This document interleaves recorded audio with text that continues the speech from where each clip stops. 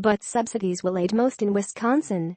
Health insurance premiums on the Affordable Care Act exchange will go up an average of 36% in Wisconsin next year, but government subsidies will offset the increases for most people, a state official said Thursday.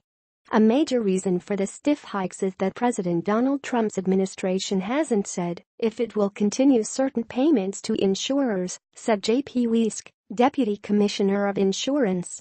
The increases and the loss of 3 national insurers in the state from healthcare.gov, affecting more than a third of the 216,000 residents who get insurance that way, also reflect instability in the market, Wieske said. Too few young and healthy people are signing up for insurance on the exchange, part of what is known by some as Obamacare, making it risky for insurers who have lost $400 million from the business in the state over 3 years, he said. There's some concern that we're in a death spiral, Wieske said. The increases we're seeing reflect the increased amount of risk that a smaller number of carriers are going to have to take on. Governor Scott Walker added, Obamacare is collapsing, and these huge premium increases show the law failed on its promise to deliver affordable health care. Enrollment for individual coverage at healthcare.gov runs November 1 to December 15.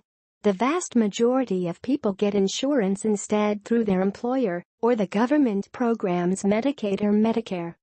Molina Healthcare, Anthem Blue Cross Blue Shield in Wisconsin and Health Tradition Health Plan said earlier this year they are leaving the exchange next year. About 75,000 people on those plans will need to select other insurance, Wieske said.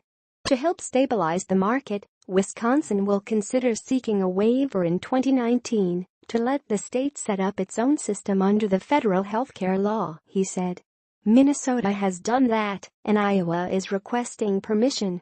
President Trump's executive order Thursday to allow for the sale of cheaper, less regulated plans could also help, Wieske said.